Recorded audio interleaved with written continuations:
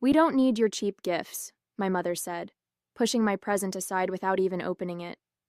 The beautifully wrapped box slid across the table, nearly toppling the centerpiece. My father laughed, swirling his champagne. "Is this really all you could afford?" The retirement party guests fell silent, eyes darting between us. I maintained my composure, despite the familiar sting of their rejection burning my cheeks. "I guess you won't want what's inside then," I replied with a forced smile. "I'm Jessica Winters, a 30-year-old software developer who made senior architect at Lumen Technologies last year. My annual income now exceeds what my parents ever dreamed of making, but they still see me as their disappointing daughter, the one who chose programming over their dream of me becoming a doctor. No accomplishment of mine has ever measured up to my brother Daniel's mediocre achievements. This Portland gathering is meant to celebrate my parents' retirement after 35 years of running their small accounting firm. Their colleagues toast to their future, praising their dedication and success. Meanwhile, I stand in the corner, holding my second glass of wine, watching my carefully chosen gift sit neglected on the table. The vacation home deed inside that box represented months of planning, saving, and sacrifice. I'd spent weekends driving up and down the Oregon coast, searching for the perfect beachfront property my parents had always dreamed of owning. I'd liquidated investments, worked overtime projects, and signed mountains of paperwork to make it happen. All for this moment, a moment now ruined by their perpetual disappointment in me. "Jessica, your face is so tense. You'll get wrinkles," my mother called out, smiling for the benefit of her friends. "Come join the celebration instead of sulking." Daniel approached with his wife, Catherine, both giving me sympathetic looks that somehow made everything worse. Daniel, beloved firstborn, track star, business school graduate, had brought our parents a crystal vase that now stood proudly displayed on the main table. "Don't let them get to you," Daniel whispered, squeezing my shoulder. "I'm fine," I lied, watching my father holding court across the room. My phone buzzed with a notification from my real estate agent. "Final paperwork processed. Property officially transferred to your name. Congratulations." The irony wasn't lost on me. The beach house was now legally mine, while my parents were busy dismissing it as something worthless. I glanced at the gift box again, wondering if I should just take it back. No one would know what they'd lost. My Aunt Elaine caught my eye from across the room, giving me a questioning look. She knew what was in that box, and judging by her expression, she also knew things were about to go terribly wrong. Growing up in the Winters household meant living in Daniel's shadow. While he received new sports equipment and private coaching, I saved babysitting money for my first computer. My parents viewed my interest in technology as a phase, something I'd eventually outgrow. When I announced my computer science major, they barely concealed their disappointment. "Computers are for people who can't work with people," my father had said dismissively. Despite this, I excelled. I graduated top of my class, secured an enviable position at Lumen, and climbed the corporate ladder faster than anyone expected. Each promotion, each achievement, I'd call my parents, hoping for approval that never came. "That's nice, dear," my mother would say, before quickly changing the subject to Daniel's latest accomplishment: a promotion, a new car, a house in the suburbs with Catherine. Only Aunt Elaine and Uncle Jeffrey showed genuine interest in my career. They attended my graduation when my parents claimed they were too busy with Daniel's engagement party. Elaine proudly displayed my company award photo on her mantle. Uncle Jeffrey, a retired engineer, would call to discuss my projects, understanding my work in ways my parents never attempted. I kept trying to win my parents' approval anyway. When they mentioned dreams of retiring to the coast someday, I saw my opportunity. The inheritance from my grandmother gave me the down payment, and my savings and investments covered the rest. The small beach house needed work, but I spent weekends renovating it, making it perfect for them. During those months of planning, I imagined their faces when they opened the box containing the deed. I pictured tears of joy, perhaps finally an acknowledgement that I'd done something worthwhile. I decorated the master bedroom in Mom's favorite blues, stocked Dad's bar with his preferred scotch, and installed high-speed internet so they could video call Daniel's kids from the sunroom. Watching them now, laughing with their friends, dismissing my gift without a second thought, I felt a familiar heaviness. Had I been foolish to hope this time would be different? Daniel approached with a fresh glass of wine. "They're in rare form tonight," he said, nodding toward our parents. "They're consistent, I'll give them that," I replied. "What did you get them anyway? Something tech-related?" I hesitated. Even Daniel assumed I'd chosen something self-focused or impersonal. "Just something I thought they'd like," I said vaguely. "Well, whatever it is, I'm sure they'll appreciate the thought even if they don't show it," he offered, patting my shoulder. But I knew better. 20 years of evidence suggested otherwise. Their brief interaction with my gift had already revealed their true feelings, unfiltered disappointment, even before seeing what was inside. As the evening progressed, I retreated to the venue's outdoor patio, seeking escape from the suffocating atmosphere inside. The cool Portland air cleared my head as I stared at the city lights below. My gift remained untouched on the table, a physical manifestation of my parents' indifference. The glass door slid open behind me. Aunt Elaine stepped out, wrapping her cardigan tightly around herself. "There you are," she said, joining me at the railing. "Are you okay?" "I'm fine," I replied automatically. "Just needed some air." "Jessica, I know what's in that box." She touched my arm gently. "You can't let them treat you this way." I sighed, watching my breath form small clouds in the night air. It doesn't matter anymore. "It does matter. What you did was incredibly generous. They should—" The door opened again. My mother emerged, slightly tipsy from champagne, her face flushed with excitement. "There you are. We're about to cut the cake. Everyone's waiting." She glanced at Elaine. "Are you filling Jessica's head with your nonsense again, Elaine?" Aunt Elaine stiffened beside me. "Susan, your daughter got you something special. Maybe you should open her gift before assuming—" "Oh, please," my mother waved dismissively. "We all know Jessica only thinks about her computer programs. Whatever's in that box is probably some tech gadget we don't need or understand." I felt something crack inside me. "Mom, you haven't even opened it." "I don't need to." She smoothed her expensive dress. "Your father and I have worked hard for everything we have. We don't need cheap gifts from someone who chose the easy path." The easy path? Years of all-nighters coding, sacrificed weekends, skipped vacations to meet deadlines. None of that registered as hard work to her. "Susan, that's enough," Aunt Elaine interjected. My mother's expression hardened. "Stay out of this, Elaine. Just because you never had children doesn't mean you can mother mine." The cruel barb landed. Aunt Elaine, who had suffered through multiple miscarriages before giving up on motherhood, visibly flinched. "Mom," I gasped. "What? It's true." She turned to me. "And you, instead of sulking out here, you should be inside celebrating with us. Your brother gave a beautiful toast that you missed." "Of course. Daniel's toast." I briefly wondered if he had mentioned me at all. "I'll be in shortly," I said quietly. My mother huffed, then returned inside without another word. Aunt Elaine and I stood in stunned silence. "I'm so sorry," I finally whispered. "Don't apologize for her," Elaine said, her voice tight with emotion. "You know, Jeffrey and I have always been proud of you. The way they treat you. It's not right." Her words hung in the air between us, a truth we both acknowledged but couldn't change. Inside, someone tapped a microphone.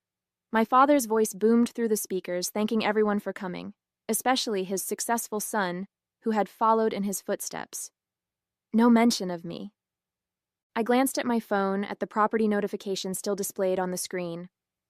All that money, all that effort, all that hope, wasted on people who couldn't see past their own prejudice. "I think," I said slowly, "I need to make some changes." Aunt Elaine squeezed my hand, understanding in her eyes. "Whatever you decide, Jeffrey and I are behind you." I nodded, a plan forming in my mind. It wasn't revenge exactly, just a rebalancing of accounts long overdue. The next morning, I woke with renewed determination. After 30 years of seeking approval, I'd finally reached my breaking point. I would confront my parents, make them open my gift, and force them to acknowledge their mistreatment. I arrived at their house just after 10 a.m., giving them time to recover from the previous night's celebration. My gift box, still unopened, sat on their entry table alongside other presents. Jessica? What are you doing here? My father looked surprised as he opened the door. He was already dressed in golf attire, clearly on his way out. We need to talk, I said, stepping inside without waiting for an invitation. About last night, and about my gift. He sighed, checking his watch. Can this wait? I have a tea time with the guys. No, Dad, it can't wait. 30 years of being treated like I don't matter can't wait anymore. My mother appeared from the kitchen, coffee cup in hand. Jessica, don't be dramatic. If you're upset about something, just say it plainly. Fine. You both dismissed my gift without even opening it. You humiliated me in front of everyone. My father rolled his eyes. It's just a gift. We didn't mean anything by it. You literally asked if that was all I could afford. Well, with that plain wrapping, my mother began. Open it, I demanded, pointing to the box. Open it right now. My mother exchanged a look with my father, then reluctantly picked up the box. She unwrapped it slowly, as if bracing for disappointment. When she lifted the lid and saw the envelope inside, her expression remained skeptical. What's this? Some sort of gift card? Read it, I insisted. She opened the envelope and pulled out the deed to the beach house. I watched as confusion gave way to comprehension. This is a property deed? She asked, her voice uncertain. A beach house on the Oregon coast, I confirmed. The one you always talked about wanting. I bought it for you. It's fully paid off, renovated, and furnished. My parents stared at the papers, then at me, speechless for once. Jessica, my father began, his tone softening. This is incredibly generous. We had no idea. For a moment, I felt the satisfaction I'd been seeking. They finally saw me, recognized my success, my generosity. We're so proud of you, my mother added, reaching to hug me. This is the most thoughtful gift. It should have been a perfect resolution. But something felt wrong. Their immediate pivot from dismissal to effusive gratitude felt calculated rather than genuine. Had the value of the gift changed their perception of me or merely their reaction? When can we see it? My father asked, already reaching for his phone. I should cancel my golf game. We could drive out today. My mother was examining the pictures I'd included. It's beautiful, and right on the beach. Wait until we tell everyone. Tell everyone what? I asked. That your disappointment of a daughter actually did something worthwhile? They exchanged uncomfortable glances. Jessica, we never said you were a disappointment, my mother protested. Not in those exact words, I conceded, but you've made it clear my entire life. That's not fair, my father said. We've always supported you. When? When you refused to come to my graduation? When you belittled my career? When you pushed my gift aside without opening it because you assumed it was cheap and worthless? My mother's expression hardened. If you're going to be ungrateful about our reaction, maybe you shouldn't have given us anything at all. And there it was, the familiar dismissal, repackaged as my failure to appreciate their sudden change of heart. You know what? You're right. I reached for the deed, but my mother pulled it back. This is our gift. You gave it to us. Actually, I said, the property transfer isn't complete until you sign the acceptance forms. Those papers just show intent to gift. It was a lie, but they didn't know that. My father frowned. What are you saying, Jessica? I'm saying I'm reconsidering my gift. The atmosphere in the room transformed instantly. My mother's face paled, while my father's reddened with anger. You can't be serious, he sputtered. You can't just dangle a gift like this and then take it back. Why not? You rejected it before you knew what it was. That was different, my mother insisted.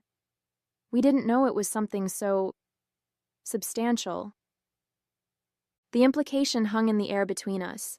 If they'd known the gift was expensive, they would have treated it, and me, differently. The realization was both illuminating and devastating. So, my worth to you is directly proportional to what I can provide? I asked quietly. That's not what I meant, my mother backpedaled. We've just never seen this side of you before. We didn't realize you were so successful.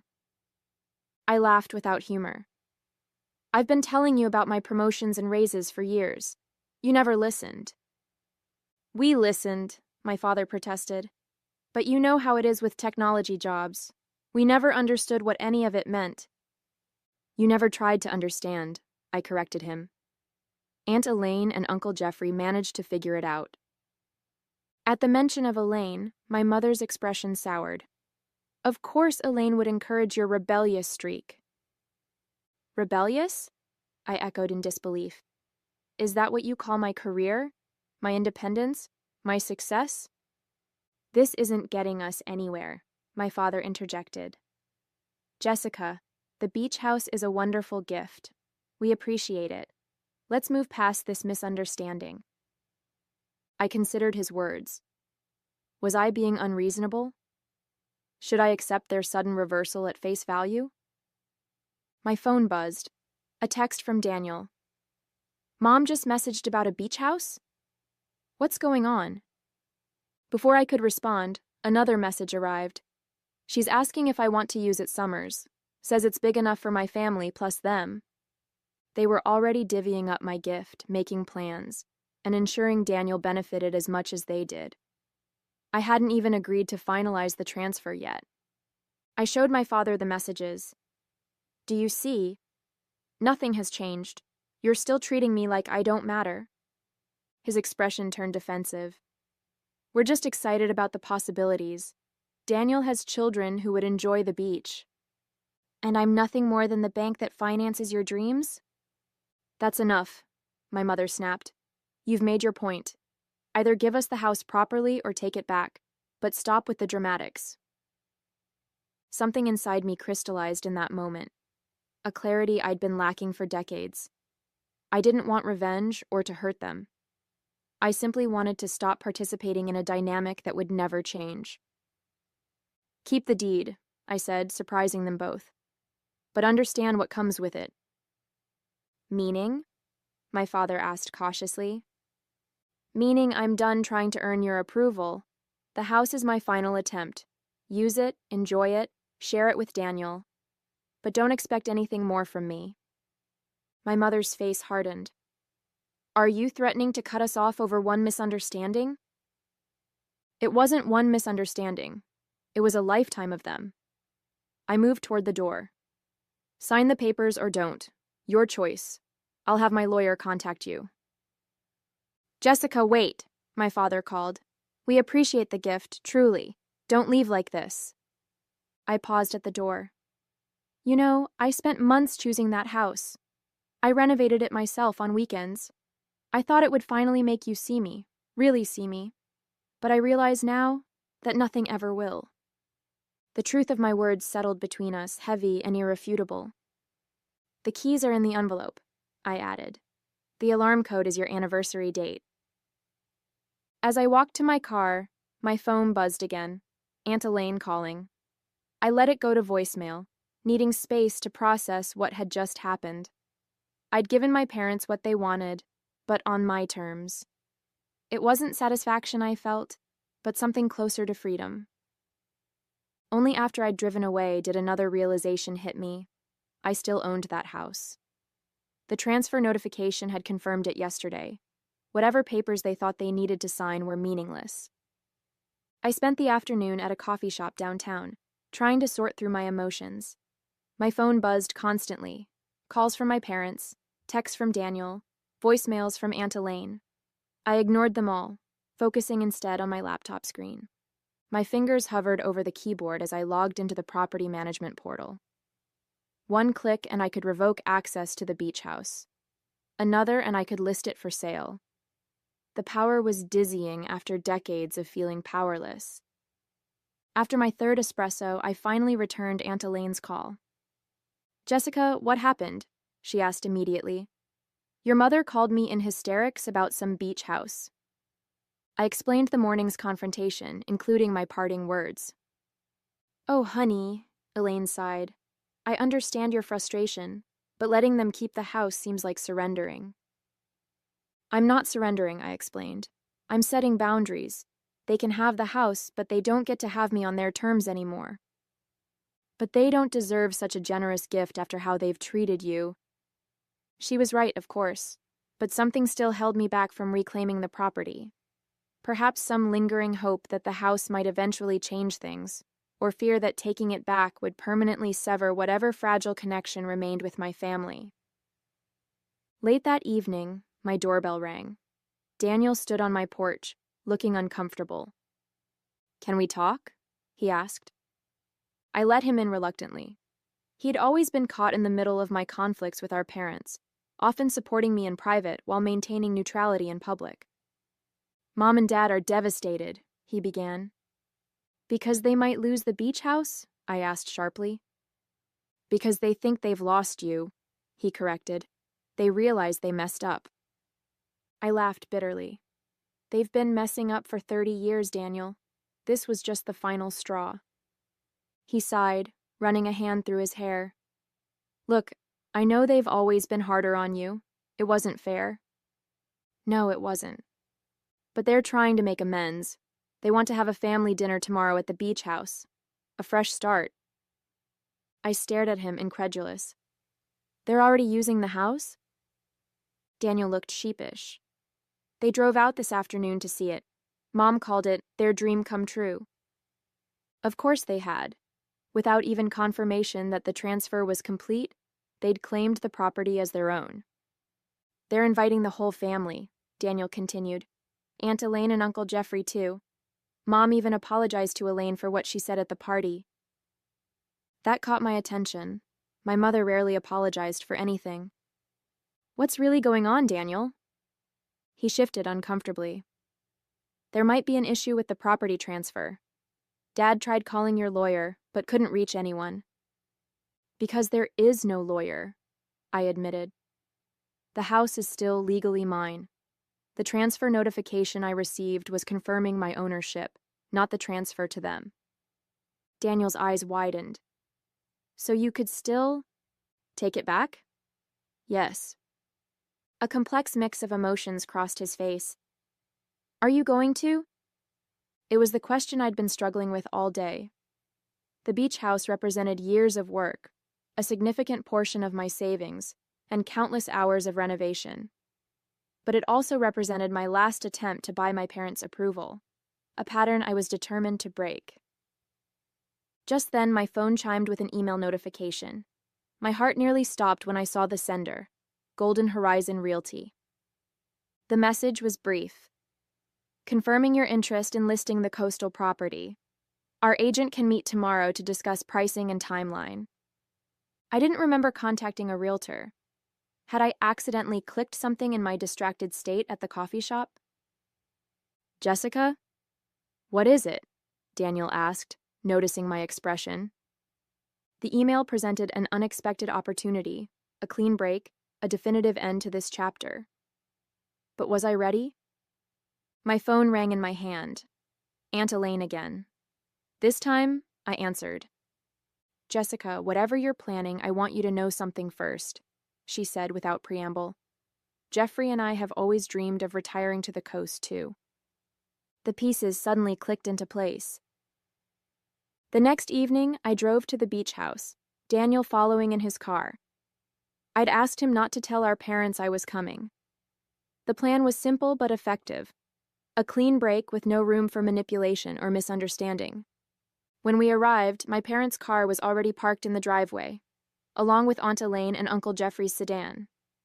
The lights were on inside, the ocean waves crashing rhythmically against the shore beyond the back deck. Are you sure about this? Daniel asked as we approached the door. Completely, I replied, my voice steady. I didn't knock. I used my key, walking in to find my parents giving Elaine and Jeffrey a tour of their new beach house. Jessica! My mother looked startled. You came. I did, I confirmed. I wanted to see how you were enjoying the place. It's absolutely perfect, my father gushed. You've done an incredible job with the renovations. We were just telling Elaine and Jeffrey about our plans for summer gatherings, my mother added. I nodded, moving to the center of the living room. Daniel hung back near the door, watching anxiously. I'm glad you like it, I said. But there's been a misunderstanding. I pulled out a folder containing the true property documents. The house isn't yours, it never was. The transfer wasn't complete. My parents' expressions shifted from confusion to dismay. What do you mean? My father demanded. You gave us the deed. I showed you the deed, I corrected. But legally, the house remains in my name. This is absurd, my mother sputtered. You're trying to punish us. No, I'm making a choice. I turned to Aunt Elaine and Uncle Jeffrey. The house belongs to you now. I've already started the transfer process. The room fell silent except for the distant sound of waves. You can't do this, my father finally said, his voice breaking. Actually, I can. And I am. I handed the folder to Uncle Jeffrey. Consider it a gift for the only parental figures who ever truly supported me. My mother collapsed onto the sofa, her face ashen. My father stood frozen, disbelief etched into his features. This is how you repay us for everything we've done for you, he finally managed. This is how I honor those who actually believed in me, I corrected him. Aunt Elaine and Uncle Jeffrey have been there for every milestone you missed, every achievement you dismissed. Aunt Elaine stepped forward, visibly moved. Jessica, we can't accept this. It's too much. You can and you will, I insisted. I've already spoken to my financial advisor. It's all arranged. My mother found her voice. After all we sacrificed for you? What exactly did you sacrifice? I interrupted. You paid for Daniel's education, but made me work through college. You attended his games and ceremonies, but were too busy for mine. You dismissed my career, my choices, and my gifts. The truth hung in the air between us. Jessica, Daniel began cautiously. Maybe there's a compromise. There's no compromise needed, I said. Mom and Dad got exactly what they wanted at the retirement party. The satisfaction of publicly dismissing me. And now I get what I want. The knowledge that this house will be appreciated by people who deserve it. Uncle Jeffrey squeezed my shoulder. We're proud of you, Jessica. Not just for this, but for standing up for yourself. My parents began gathering their things, the dream of their beach house retreat crumbling before their eyes. You'll regret this, my mother warned as they headed for the door. I don't think I will, I replied calmly. After they left, Daniel lingered. That was harsh. That was necessary, I corrected him. For all of us. As I walked onto the deck later that evening, watching the moonlight on the waves with Aunt Elaine and Uncle Jeffrey, I felt no regret, no lingering anger, only peace. The house had found its rightful owners, and I had finally freed myself from the exhausting pursuit of approval I'd never receive. Sometimes the most valuable gift is the one you give yourself, the permission to stop trying to earn love that should have been freely given all along.